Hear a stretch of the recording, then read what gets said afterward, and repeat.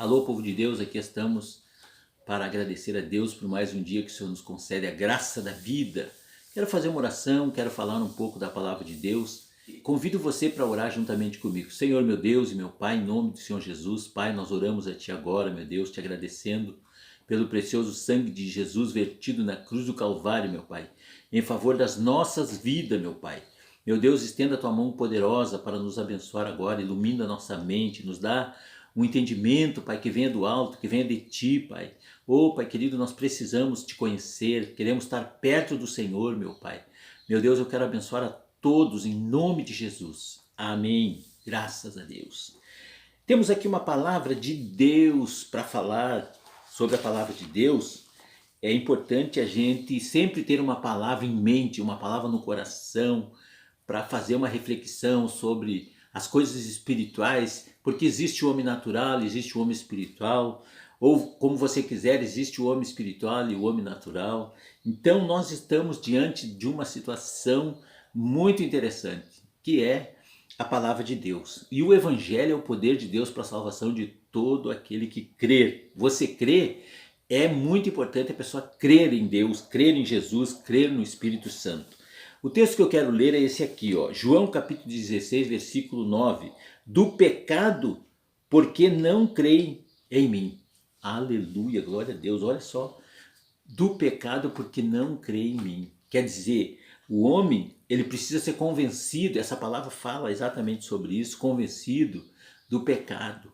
E eu tenho aqui um livro que sempre eu tiro algumas orientações desse livro aqui, que ele está de acordo com a palavra de Deus, que diz assim, ó, do pecado, porque os mundanos são geralmente como o doente, que não percebe a gravidade do seu mal. Olha como é que ele está comparando um pecador, uma pessoa que está em pecado. É como um doente que não se dá conta da gravidade do mal que está cometendo. Isso pode estar acontecendo com qualquer um de nós. Se a gente não está dentro da palavra que fala que devemos vigiar e orar para não cair em tentação, a gente vai estar fazendo a vontade do nosso adversário, a vontade da nossa carne. E aí nós estamos em pecado. E o texto que nós lemos em João, no capítulo 16, versículo 9, do pecado porque não crê em mim. Alguém pode estar dizendo, mas a gente peca se não acredita em Jesus, e inclusive é um pecado que não tem perdão. Esse pecado é um pecado que não tem perdão. A pessoa não crer em Jesus, é terrível. E o que mais que fala aqui? Muitas vezes é preciso convencê-lo da sua doença para que ele sinta a necessidade do médico. Então, a pessoa não está inteirada do mal que está sobre a sua vida em relação ao pecado.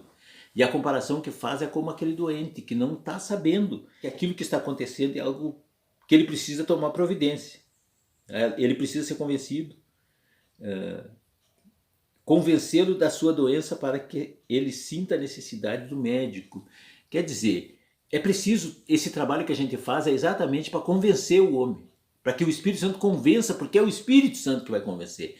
Por mais que eu fale, por mais que eu pregue, se o Espírito Santo não tiver na minha vida, ou através da minha vida, ou através daquela palavra que eu estou pregando, convencer o pecador, ele vai continuar sendo pecador, vai continuar endurecido, porque na verdade a pessoa se endurece, ela não consegue absorver. Agora tem uma coisa que me chama a atenção, como é que outras práticas erradas a pessoa aceita facilmente? Facilmente ela é convencida. Veja como é que é o ser humano, como é o homem carnal, ele aceita. Se uma criança chegar e falar qualquer coisa para ele, ele aceita, ou qualquer uma pessoa, às vezes ele nem conhece a pessoa vem com um assunto, vem com uma conversa e consegue ludibriar o entendimento da pessoa. O que ele fala mais aqui a respeito do pecado? Está habituado com ele e não aspira à santidade. Quer dizer, a pessoa se acostumou a viver em pecado. Certa feita, o pastor ele falou assim, olha, o pecado dá prazer, por incrível que pareça. Porque se não desse prazer, as pessoas não estariam cometendo pecado. Mas graças a Deus que o Espírito Santo veio para nos convencer do pecado e nos fazer homens e mulheres abençoados. Não se lembra que pode haver castigo futuro. E aí vem aquela questão de a pessoa, Deus castiga ou não castiga? Eu acredito que Deus não castiga. Somos nós mesmos que buscamos esse castigo. À medida que nós nos rebelamos contra a palavra de Deus e não aceitamos a proposta de Deus, interessante que na Bíblia tem palavras que falam o que vai acontecer com as pessoas que não se dedicam a Deus, que não se voltam para Deus. Seria assim algo assim, muito importante até a gente fazer uma reflexão sobre isso. Eu tenho no Salmo 104 uma palavra que você vai ver a questão que até já foi orado por aquelas pessoas que não se voltam para Deus. Aqui no Salmo 104, no versículo 33, diz assim, cantarei ao Senhor enquanto eu viver, cantarei louvores ao meu Deus enquanto existir. Quer dizer, a pessoa tem que se colocar nessa linha, né?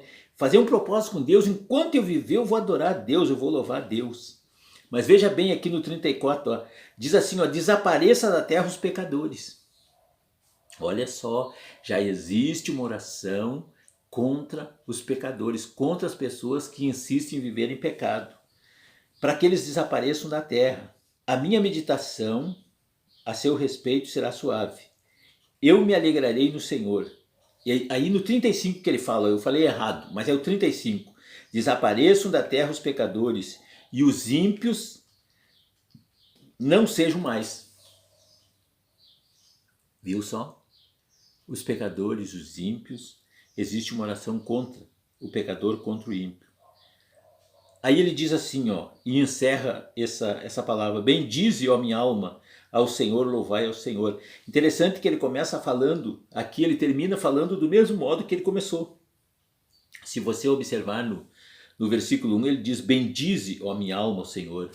E ele encerra dizendo, bendize, ó minha alma, ao Senhor, louvai ao Senhor, adorai ao Senhor, exaltai o nome do Senhor Jesus para que Ele nos livre do pecado. O pecado é um mal terrível que a gente tem que se desvencilhar dele, a gente tem que se apartar do pecado. Se você quer uma pessoa abençoada, você quer uma pessoa feliz, bem-aventurada, você precisa abandonar o pecado. Na verdade, nós precisamos abandonar o pecado, deixar o pecado e viver uma vida de santidade, que é a proposta de Deus para todos os homens, para todas as mulheres. E nós estamos passando muitas coisas nos dias de hoje em consequência do pecado, ou consequência dos nossos pecados. Então nós temos que orar a Deus, pedir que o Espírito Santo venha nos convencer, se proponha, se coloca à disposição do Espírito Santo. O Espírito Santo, se eu não estou entendendo alguma coisa, me ajude, porque ele é que convence o homem do pecado, da justiça e do juízo. Mas a gente tem que ter uma mente inteligente. Aliás, o homem é inteligente. Segundo os estudiosos aí, né, que a gente às vezes ouve falar, eu no caso ouvi falar, que a pessoa não usa 5% da sua capacidade intelectual. Imagina, a inteligência que nós temos, ela realmente ela é interessante. Que Deus abençoe a tua vida. Nós estamos aqui hoje para fazer esse alerta. É tempo de alerta. É tempo do homem despertar do sono espiritual e viver uma vida de santidade, sair do pecado. Parece que alguns anos atrás, a gente quando ouvia isso, que as pessoas estavam, né? A impressão que dava para mim, pelo menos, é que as pessoas não tinham o que fazer. Mas hoje eu vejo quanto é séria essa questão da gente levar a palavra de Deus para as pessoas tomar sua decisão. Se você quer viver em pecado, eu não posso fazer nada. Agora, se você quer sair do pecado, eu quero te ajudar. Eu quero orar e quero continuar orando e falando da palavra de Deus, porque foi isso que Jesus veio fazer aqui, quando ele andou aqui na terra em carne. Você sabia que Jesus veio em carne? E o que a palavra de Deus fala? Aquele que confessa que Jesus veio em carne, esse é filho de Deus. Quer dizer, nós confessamos que Jesus veio em carne.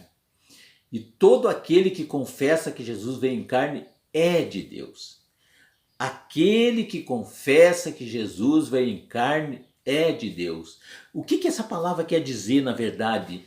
Que Jesus é real. Que Jesus, ele foi uma pessoa, ele existiu. Jesus não é um conto de fada, como as pessoas muitas vezes até criam imaginações humanas. Não, Jesus é real, ele é o Filho do Deus vivo. É ele que morreu naquela cruz para que hoje eu e você tivéssemos essa compreensão que estamos tendo através da palavra de Deus. Que Deus abençoe a tua vida. Eu quero fazer uma oração. Senhor, meu Deus, meu Pai, muito obrigado, Senhor, por tudo aquilo que o Senhor tem feito nas nossas vidas, Pai.